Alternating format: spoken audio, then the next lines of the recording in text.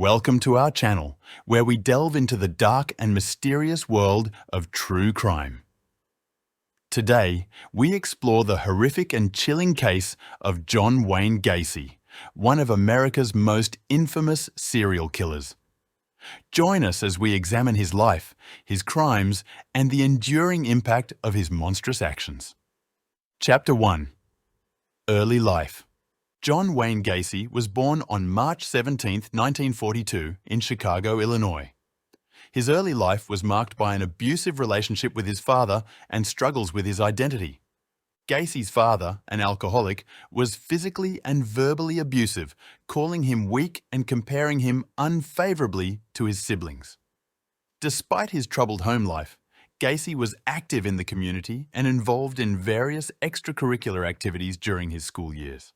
After high school, Gacy attempted to escape his tumultuous family life by moving to Las Vegas. He worked briefly as a mortuary attendant before returning to Chicago, where he enrolled in business school and began to build a life for himself.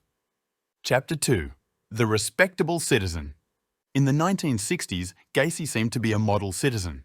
He was married, had 2 children, and became an active member of his community, eventually managing 3 KFC restaurants. However, beneath this respectable facade, Gacy's darker urges were beginning to surface. In 1968, Gacy's double life began to unravel. He was convicted of sexually assaulting 2 teenage boys and was sentenced to 10 years in prison. Despite the severity of his crimes, Gacy was released on parole after serving only 18 months, returning to Chicago to start anew. Upon his release, Gacy moved to the Norwood Park neighborhood, where he established himself as a successful contractor and a well-liked member of the community. He even performed at children's parties as Pogo the Clown, a persona that would later become infamous. Chapter 3. The Murders Begin. Gacy's murderous spree began in 1972 with the disappearance of Timothy McCoy, a teenage hitchhiker. McCoy would be the first of at least 33 young men and boys Gacy lured to his home, tortured and murdered over the next 6 years. Gacy's method of operation was chillingly methodical. He would lure his victims to his home under various pretexts, such as job offers or social invitations. Once there, he would handcuff them and proceed to sexually assault, torture, and ultimately strangle them. Many of Gacy's victims were buried in the crawl space beneath his house. The stench of decomposition eventually drew the attention of neighbors and police, but it wasn't until the disappearance of 15-year-old Robert Peast in December 1978 that Gacy's horrific secret began to unravel.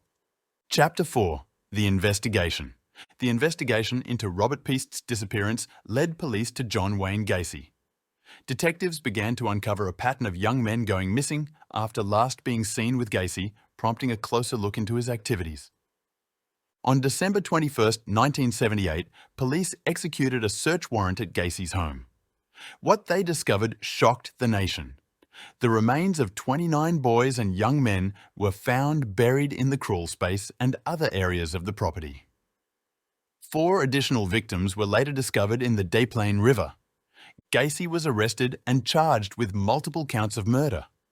During his interrogation, he confessed to the killings, describing his gruesome methods and expressing no remorse for his actions. Chapter 5. The Trial. John Wayne Gacy's trial began on February 6, 1980 in Chicago. The case drew intense media attention, with Gacy pleading not guilty by reason of insanity, claiming that he had multiple personalities. The prosecution presented overwhelming evidence, including Gacy's detailed confessions, physical evidence from his home, and testimony from survivors who had escaped his clutches. The defense's attempts to portray Gacy as mentally ill were met with skepticism. On March 13, 1980, after a 5-week trial, the jury found Gacy guilty of 33 counts of murder. He was sentenced to death and sent to Menard Correctional Center to await execution. Chapter 6. The Psychology of a Killer. John Wayne Gacy's psychological profile has been the subject of extensive study. Experts have described him as a sociopath with antisocial personality disorder, characterized by a lack of empathy, a need for control, and a propensity for violent behaviour. Gacy's ability to maintain a facade of normalcy while committing heinous acts is a hallmark of his pathology. His charm and charisma allowed him to manipulate those around him, masking the true extent of his depravity. Despite his outwardly successful life, Gacy's inner turmoil and repressed desires drove him to commit unspeakable acts. His case provides valuable insights into the mind of a serial killer and the potential for darkness within seemingly ordinary individuals. Chapter 7. Execution and Legacy. John Wayne Gacy was executed by lethal injection on May 10, 1994 at Stateville Correctional Center in Illinois. His death marked the end of a terrifying chapter in American history, but the impact of his crimes continues to resonate. Gacy's case has left a lasting legacy in the fields of criminal psychology and law enforcement. It has inspired numerous books, documentaries, and studies aimed at understanding the nature of serial killers and preventing future atrocities. The horror of Gacy's crimes serves as a stark reminder of the potential for evil in our midst. His ability to blend into society while committing such monstrous acts challenges our perceptions of safety and trust. Conclusion. The case of John Wayne Gacy remains one of the most disturbing and significant in the annals of true crime. His heinous actions and the suffering of his victims will never be forgotten. Thank you for joining us as we explored the chilling case of John Wayne Gacy. If you found this video informative, please like, share, and subscribe for more true crime stories. Let us know in the comments which case you'd like us to cover next.